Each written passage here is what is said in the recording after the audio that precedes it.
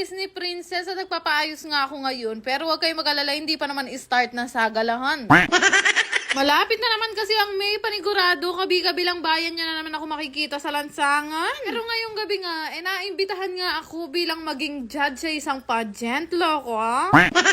Mabenta nga ako sa pagiging judges. Alam nyo naman, isa ako sa mga judgmental sa Pinas. Catriona Gray nga sana ang peg ko ngayong gabi at kabira, meglupa kong kabit. Pero ayun nga, nagbiyahe na nga kami papunta nga dito sa may Concepcion, Duyong, San Simon, Pampanga. Medyo napaaga nga yata yung punta namin kasi hindi pa nga daw nag-uumpisa. Nakalimutan ko palang banggitin. Kaming dalawa nga pala ni Bebo ang kinuhan judge ngayon. Dahil napaaga nga yung punta namin dito, binitbit muna nila kami dito sa barangay. Pangalawang beses ko na itong pupunta ng barangay, yung una nang nakipaggunutan ako. Chares!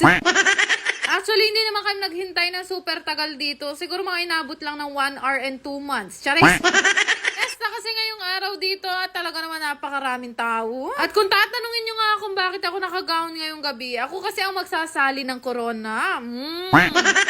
Ako kasi kung maging Disney princess, ay naging beauty queen muna ako. Nakshoot ha? Di lang talaga masyadong halata sa mga braso ko, pero dati talaga akong rampadora. O diba, kasyas kulupa, nakshoot ha? Siyempre, bago mag-start ang pageant, pinakilala na nga kami mga judges at nauna na nga to si Bebo. Iwayay Bebo ngeni, kapormayang attorney. Napakilala na nga kami lahat. Umupo na rin naman kami sa kanya-kanya naming upuan dahil mag-i-start ng araw. Buti naman kasi nandin ko pa tina-target yung mga prutas na nasa harapan namin. Kaya gustong-gusto kong nagja-judge kasi napakadami nilang pabit-bit.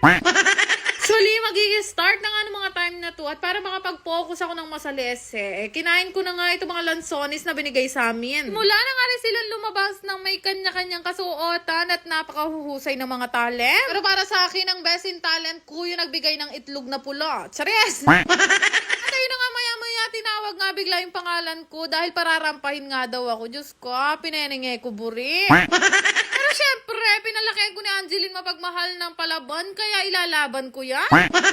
Marami nga sa inyo ang hindi nakakaalam na talaga rumarampa at pumapagent ako dati. Pero kintutuman, hindi ko rin maisip kung bakit ako nakisali sa ganyan.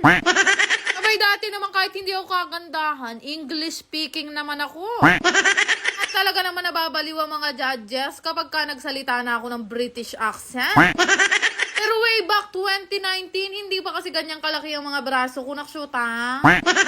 At ipagmamalaki ko nga na palagi ko nakukuha ang Miss Friendly sa sobra kong kasipsipan. Pero bago nga ako Mengay Vloggeries, ito na talaga ang naging buhay ko. Di lang talaga masyadong halata ngayon kasi nagnanakshuta na ako. Pagkatapos ko nga umikot-ikot at rumampa-rampa sa stage, natapilok pa nga ako dyan, wala lang video. Diyos ko, ang gawa ko, pailot ko pa kanyan kahuli. Pero ayun na nga, fast forward, awarding na nga to at anong oras na rin naman. Usual talaga kapag ka-pageant, umaabot ang alas 2 hanggang alas 3 ng madaling araw. Nakshuta, mas lamneng Disney princess, payari. Sobrang antok na nga kaming dalawa niya ni Bebo, hindi lang masyadong halata sa maroon kong labi. Noong mga time nga na to, ay may kanya-kanya nga kaming manok ni Bebo at magkakaalaman na lang kung sino talaga ang mananalo. Sobrang pagod na rin kasi kaming dalawa niyan, kakagaling lang kasi namin magluto ng okoy kanina. Pero ayun na nga, salamat naman at in-announce na nga ang winner. Nung ma-announce at ma-award na nga, ay Diyos ko, napakabilis namin ni Bebo nakababa. Naman, gutom na kami ng mga oras na yan at gusto na nga namin kumain ng kanin. Pero syempre, maraming salamat pa rin dito sa Barangay Concepcion. Diyos ko, makayapak na yung Disney princess.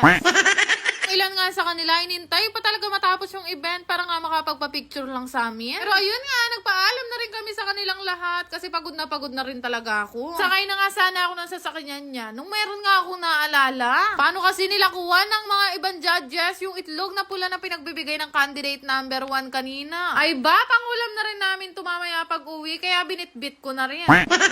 Fast forward, nagbiyahe na nga kami pa uwi ng Pulilan. Abe, kahit ano na lang pinapasok ko, sinobra na ako kapagal talaga. Mo yan, nung umaga, nagluto ako at nagprito ako ng okoy. Nung hapon, nasa Samjian ako bilang cashier. Nung gabi naman, ikuha ko pang Meging Beauty Queen. Nakshoot ha? Hindi ko nga, tatanggalin ko na nga sana yung makeup ko. Pero sumamal nga si Bebo. Gusto daw niya akong picturean. Yung matulingay nabalo yung salitang mapagal.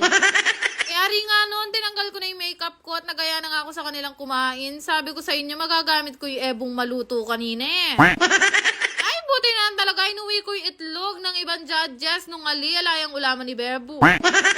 Ay, kalimutan nyo na ang Disney princess. King karanop ko ngayon eh. Ginawa ko, hindi na ako naganap ng ibang ulam. Inambula ko na lang ang toyo. O, hindi nyo napapansin. Sa lahat yata ng Disney princess, ako ang pinakapagod. Nakshoot ha?